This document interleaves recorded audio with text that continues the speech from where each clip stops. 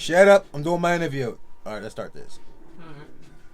So back to what we was talking about. All right, first question. We were talking about the prison system and black males. You said that Oh, yeah. both are the problem. They both are the problem. How do you figure? I'm going to tell you why. One, the prison system went private to become a business because it's a new form of slavery. They pay you 19 cents an hour upstate to work 6 to 8 hours. And another thing they get you to do, if you're on certain levels, they get you to go outside, still paying you the same thing. The most you can make in a day is 42 cents an hour. That you can see every 30 days. Mm-hmm. Then they taking a good 10 to 20% out that, or 30, depends on what you got to pay. Then when you get close to leave, they tell you got to pay your way home. I didn't pay my way the fuck up here. Right. So basically, you're going to stop me from basically freeze my account 3 months before I go home. So basically, if this is your first time up there and nobody tell you nothing, you think you can go to the store to get your hygiene equipment, and next thing you know, you got no soap, no nothing. For your last 3 months. Pretty much. Yeah. Where you gonna get it from? Engineer kit. Only thing that soap is good for is drying your skin out to the point where if somebody touches you, you're gonna wind up splitting your skin. So you might as well wash your clothes with it. It's pretty good for that. The shampoo you get off of the high engineer kit ain't nothing but watered down soap. Ain't good for nothing. You can't even use that for laundry.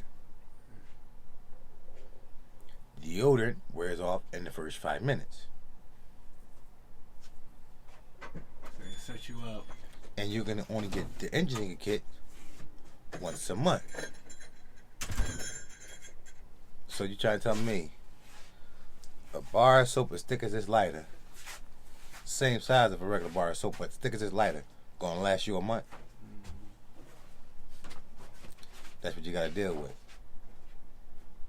That's all for profit. Mm-hmm.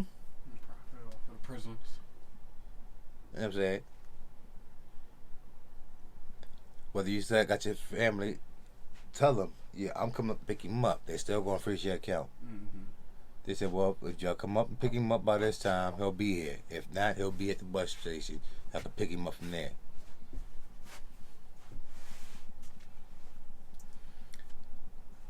So I'm saying, and the reason why I say it's us, because what do? Let other people influence us to do stupid things, or the things we listen to. Like when the music company decided they're not going to hire no more positive rappers. Mm-hmm. Oh, you get these rappers out here talking about killing, raping, calling whipping bitches, hoes, pimping, and selling drugs. There's no more Commons, no more Mos Defs. They don't sign no type of lyricists no more. Why? If all you hear about selling drugs, violence, and all this, you're liable to go out there and do it. Right. Which liable to lead you where? The prison system. So now they get money off you 2 ways. Because the record companies done born into the prison system also. So now when you buy their records, they influence you to go out there and rob a store, sell some drugs, or just give you the mentality where basically the slightest thing will set you off. It's perpetuating the mentality. You know what I'm saying? Perpetuates that cycle. What you saying? Pretty much. So, like you said, they try to profit on us both ways. Oh. Ensuring that we end up in the prison system, but you're saying that it's also black males because we perpetuate that prison system. We don't break the cycle. Pretty much. You know what I'm saying? Who's everybody's favorite basketball player of all time? Michael Jordan. That's what everybody says, right? Mm-hmm. They go out there and buy his sneakers. Mm-hmm. Look up on your internet and see how many prisons he owns himself. And that's why I think my own. Mm-hmm. Once you buy a certain amount of shares, you basically own the jail. Mm-hmm. He's a majority stock owner in a lot of different jails. Same thing with Bob Barker.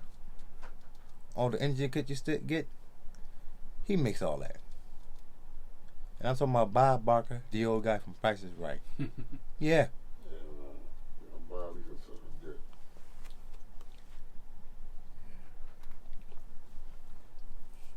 Oh, no. That's Why? Because everything is about making money. They charge you basically when you go to the halfway house. Now you got to pay room and board. You got to pay for your food. You got to go out and look for a job. Now, depending on what you got locked up for, you basically get set up for failure. yeah. Because ain't nobody going to hire you. You got a certain amount of time to find a job, which everybody telling you always the same thing. So it won't be discriminating. You either overqualified for the job or underqualified. I can understand underqualified because sometimes you might be. But how the hell can you ever be overqualified for a job? Right. But just being able to see that you went to prison in general, that shouldn't really affect you. You did your time. Why should being able to get a job be affected by something you already served your punishment for? That's why I'm for, I forget what law they try to pass, but they basically try to pass one where depends on what your crimes was, you can go out and do community service to get it expunged, to make it easier for people to get jobs. Once you get expunged, it ain't supposed to be up on your record. Right. So if that happens, you still gonna get some money because now I did what I'm supposed to do this.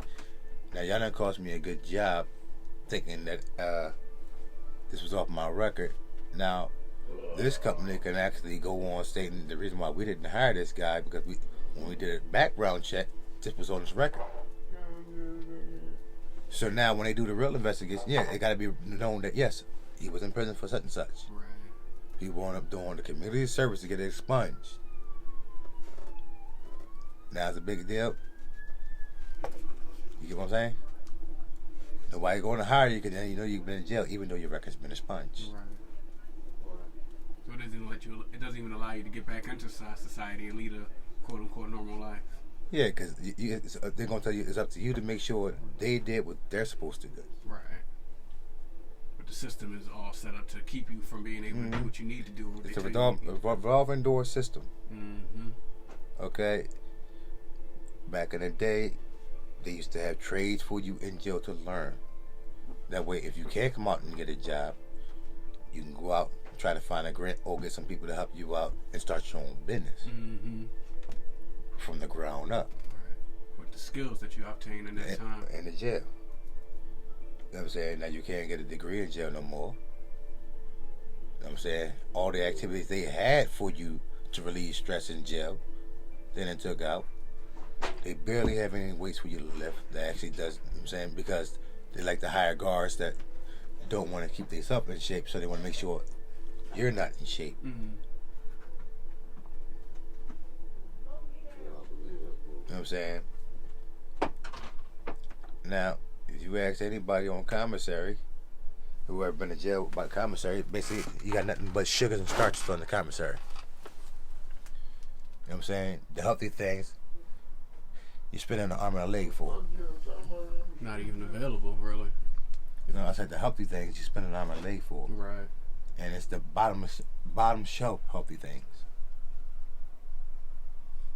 And they charging top shelf prices. Right. Anything healthy for you is expensive on commissary.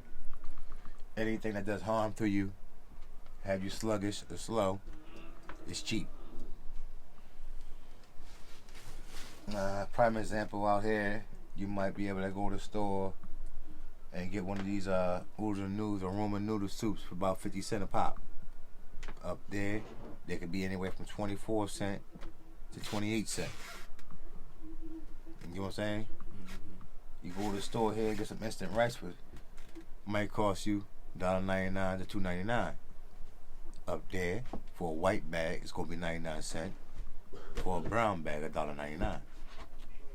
But it ain't nothing but starch. Right. And it's the bottom shelf, instant rice. So it perpetuates so that you don't even have healthy habits when you come out of prison. Pretty much. To provide so you don't have healthy habits. You know what I'm saying? And they basically say they feed you 3 meals a day, but what they feed you won't even keep a kindergarten full. They feed you the bare minimum to keep you alive. Mm-hmm. So if you don't have money to go to commissary, you're basically going to starve. Right. Or like you said, have to do things that extend your time, that perpetuates that whole mentality to get food, to get resources you need. Oh, not just that. They got some guards on there that basically, I don't give a fuck what nobody say. Their whole job is to go out there to piss inmates off to extend their time.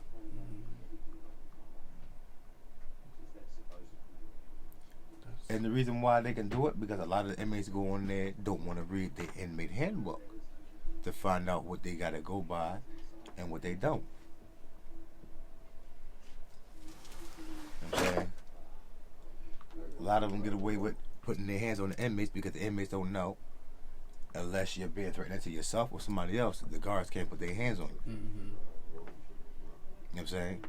But they know you put their hands on you, you're going to come around talking smack. Next thing you know, you're going to the hole. Right. And it's their word against yours. And You know what I'm saying? You're an inmate, so you're not really trusted in that regard. Your words are not listened to. And it's the same thing they do with people who are quote unquote free. You know, with police. Police make sure, or the system of policing to make sure you don't know your rights, so the police can violate your rights. Now here's the thing, right? They say ignorance of the law is no excuse, but they don't teach the law. Right. So only time you're going to find out about any law is basically when you go up against it. Right. Unless you're planning on going to be a lawyer or something. Mm-hmm. Because let's face it, this is things that basically they should teach you in school, period, growing up. Whatever the laws that pertains to the kid's age, they should learn. So basically, by the time they're an adult, they know all the laws. Mm-hmm.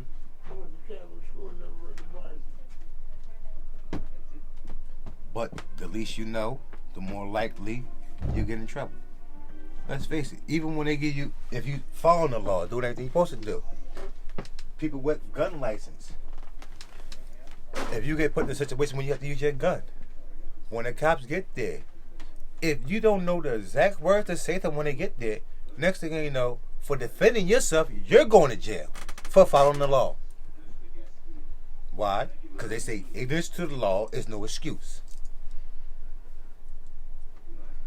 It's very true. You know what I'm saying?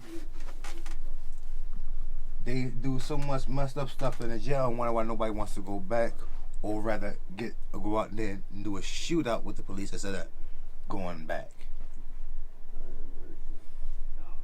You know what I'm saying? After a while, while I was locked up, they stopped parole process. Why? Because one cop kept fucking with a certain dude who wanted to make him parole. You know what I'm saying? He made parole. Cop motherfucker with him, got him sent back. He gets out again to a halfway house. First time he made parole, he's home. Mm. He got a nice job, helping out the family. Cop him on harassment, now he's back in jail. You know what I'm saying? Now he gets out to the halfway house. He can't get that job back. Right. You know what I'm saying? Family life is to hell now because they needed both incomes to provide. You know what I'm saying? He got out, was out for a good year and a half before he wound up coming back.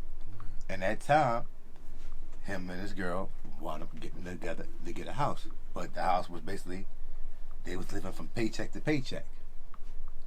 Only good thing about it is they both got paid every 2 weeks, but every week they had a paycheck announced. Right. So now they gotta find out what's more important. One thing they gotta make sure they got is money to pay off for his court fines and fees and supervision fees when he gotta go see his parole officer. Yeah. A lot of people don't know you got to pay to see your parole officer. Yes. Man. You know what I'm saying? When I was going, it's $50 a pop. Mm-hmm. You know what I'm saying? Now, luckily, because of my situation, they didn't really press me too much of paying that because, let's face it, I go on there showing them, and at first they didn't believe me until they started calling.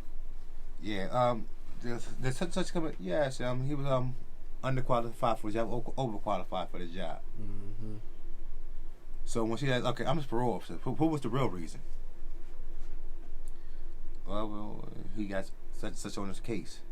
I'm saying we don't feel comfortable having him around. You know what I'm saying? Mm-hmm. And like you said, a lot of ex-cons are just people in regular situations, like people trying to pay their mortgage, people trying to take care of their family, and you're treated as if you're some other type of person. You know what I'm saying? With Let's us. face it. Anybody could be an ex-con. Mm-hmm. You know what I'm saying? You put them in the right situation. You know what I'm saying? You could be upstairs, standing citizen. If you have a license to carry, you're still doing everything you're supposed to do. But for whatever reason, you're forced to use that. If you don't know what you're supposed to say when the officers come up, now you're going down for a homicide. Mm-hmm. When you did everything you were supposed to do. Mm-hmm. All because you don't know the law and know what to tell them. Or how to explain how you want them getting to the point you have to use your firearm. Right. You know what I'm saying? I forget what order they basically want. What a lot of people want them doing is first thing they tell the cop is, I had to use my firearm. That's the last thing they want to hear. They want to hear everything you did before that, I believe. Freeze, stop, freeze. You know what I'm saying? But basically, I'm not sure that's the law. I'm assuming, basically, I know the last thing they want to hear is normally the first thing everybody say out their mouth. I had no choice but to shoot. Right. Okay, yeah. That's not what we want to hear. So now you just make it seem like you're guilty. Innocent man will tell us everything. No. Innocent man gonna tell you basically the first thing that's coming to his mind. Okay, I had to shoot him. Now, when you ask me to elaborate why, and I will let you know what led up to. No, I had to shoot him. No, you didn't. No, you just said you had to shoot him. That means you just, because you got a firearm, you want to go around shooting people. That's where they want to make a scene. Like you said, that only helps out that private prison system. That's You know what I'm saying? based in profit to put regular citizens in. Let's face it. They still want us dead and gone. No matter how they can do it. Prime example, the Trayvon Martin. When he called and said he see a suspicious man walking around his neighborhood in a hoodie. Do you know what the operator told him? Do not follow him. The police are on their way. Let them deal with it. Mm-hmm. But yet you follow this guy. You know what I'm saying? While I'm getting in an altercation with this man, or verbal altercation where you felt threatened enough that you decided you want to use your gun. Police get there, they do a search, don't find no gun on the guy. Come to find out he's just a teenage boy out there walking home. 2 blocks away from his home, he dies. All because somebody decides they want to be a concerned citizen and don't want to follow directions. Right. And he gets rewarded. He gets acquitted of it. Gets his gun back. Live at home with his family. Why? Because the kid he did it to was black. Let that kid have been any other race, he'd have been underneath the jail. For the first thing it was said, we told you not to follow him. Why you follow him? Why? From back in slavery days, they had the black man and women painted as savages. That's how the media paint us. Mm-hmm. You know what I'm saying? When they actually did start letting African Americans represent ourselves in movies, what roles did we have? Pimps, gangsters, and drug addicts. Perpetuate a narrative.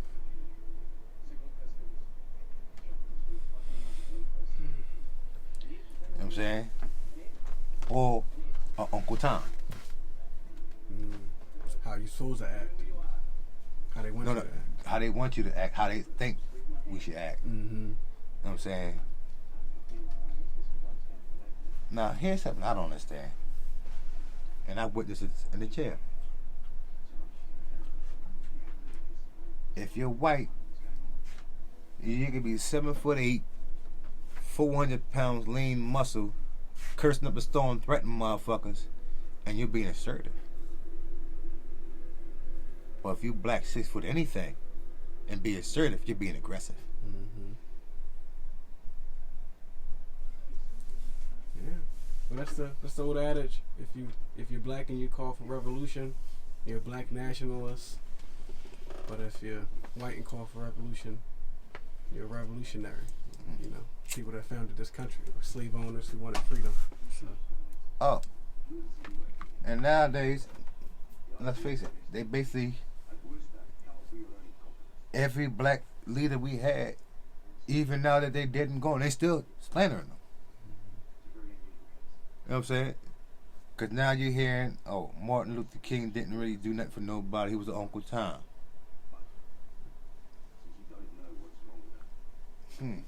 So what was all the marches about? You know what I'm saying? Now, if you go back in history, you see Rosa Parks got locked up for sitting on the bus not moving her ass. And he was one of the people who formulated the march to get her out of jail. Ain't no Uncle Tom going to do that because they know Madison's not going to like that. This woman ain't give her seat up for a white person, doesn't matter where they sitting at. And you trying to get her out of jail? No, we don't like that. Wow, what's your report? You know what I'm saying? Basically, anytime we have anybody of power or anybody with enough influence that can have people rally behind them, they have to get them out of there. What you militant or revolutionary? Like I said. If you had people behind you, a revolutionary or what? I thought you wasn't French. Why you in here? These was your words. You said you wasn't French. You don't know it, man. Hey. I'm not French now. Bye. The interview is next. So where were we at? We're talking about the distinction between black revolution and white revolution. The assertiveness. We can even go on religion. For some reason, any religion that basically they see as primary black or Middle Eastern, if a couple of radicalists out of that religion do something, they want to call the whole religion terrorist. But yet, let him be a Christian, Buddhist, and all that, and do something he's not considered a terrorist. He is a religious extremist. It's like an outlier. Okay. So basically, anytime somebody try to use the teachings of the law to justify what they did, not every Muslim's a terrorist. But let the same person try to say they're using the teachings of Jesus or Buddha, he's a religious nut job or radicalist. But the word terrorist never pops up.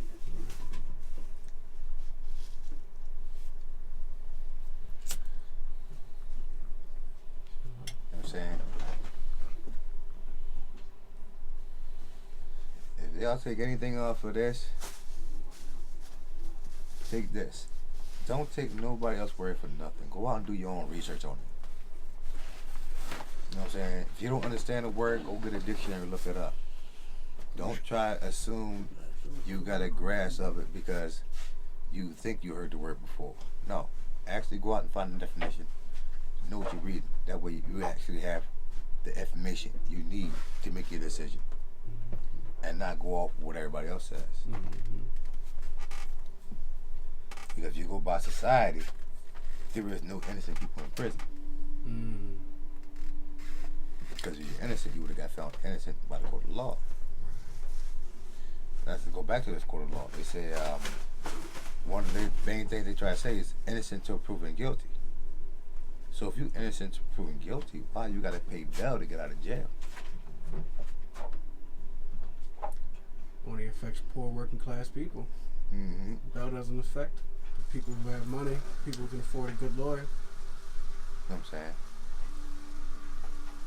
Then if you do pay bail, they try to basically use that to say, oh yeah, he basically wanted to pay bail just in case things don't look right to him, he can take off.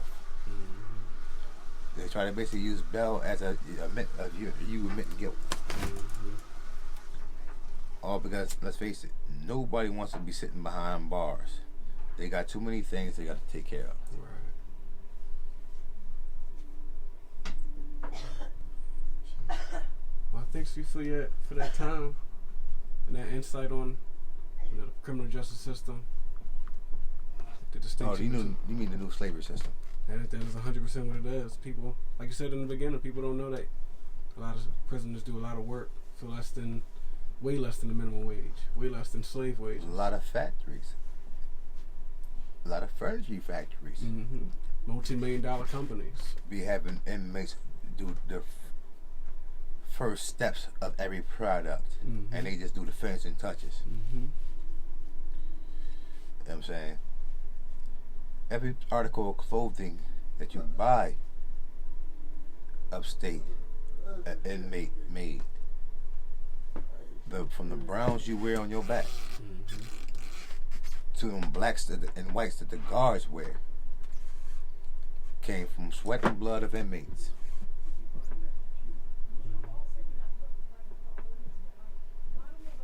Okay. Your service dogs, you know, the ones that help out the blind, Mm-hmm. you know what I'm saying? Watch out for people who are seizures. Mm-hmm. Their first part of training is in the jails. Never knew that. Yeah. That's how they get them to be used to around a lot of people at one time. Wow. Now, if they got 6 weeks in the program, if they can't stay focused on the two trainers, because you got the main trainer and the backup trainer, so when he got to go to work or has to go to, if he's in school, somebody else got to be there with the dog. Mm-hmm. The dog only supposed to listen to them too. Right.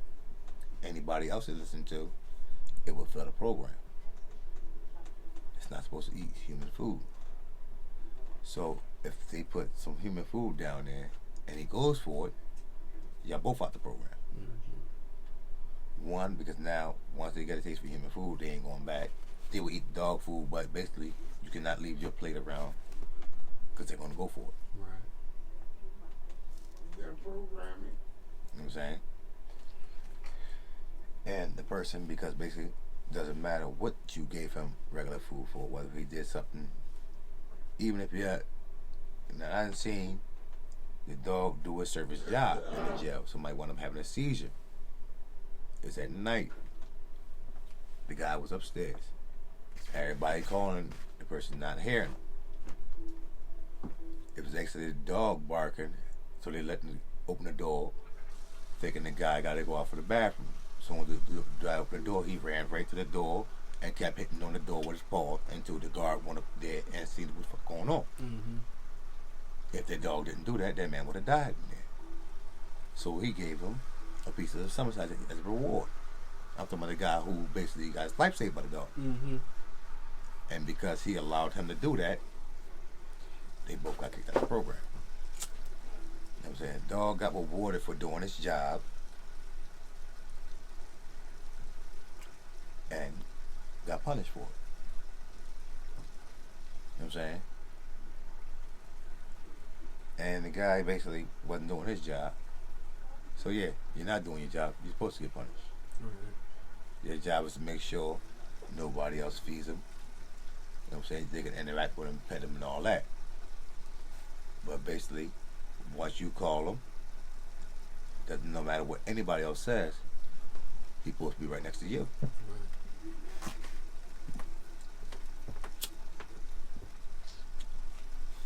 Thank you so much, brother. Insight was. I'm gonna let you know another thing about that program. You don't get paid for doing that program. Your only benefit is basically you can get in and out your cell all hours of the day and night. Because I'm saying sometimes you get them as pups, so you got to train them to use the bathrooms. So Right. anytime they start, you got to get them out there. But you don't get no time off your sentence for that, you said. No time off your sentence, No money on your commissary. no money on your commissary. But yet you also got to make sure now the dog has to be taken care of like a human. Right. You got to brush your teeth and everything. And no, they don't give you no dog treats for that and all that. You got to actually buy a toothbrush and toothpaste off a commissary for the dog. You got to spend your money on the damn dog and don't get reimbursed for it. never heard that. Yeah. That's a new look on service dogs. Well, let's face it, you gotta take care of a service dog anyway. Yeah, but I never knew they were trained in prisons. Yeah. Service dogs.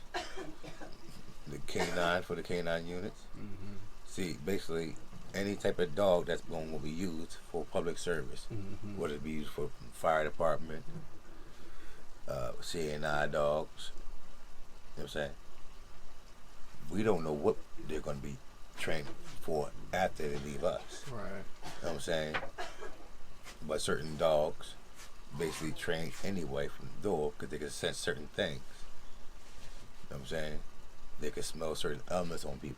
Mm-hmm. You know what I'm saying? Point blank period. If a dog keeps coming up there, you feel help as a knocks, but a dog keep coming up to you every damn day licking on the same damn spot, I advise you to go to the doctor and get that spot checked. Medication.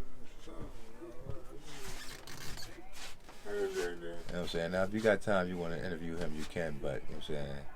Looks like you got places to be. Thank you for that insight, brother. Mm-hmm. Good talking to you.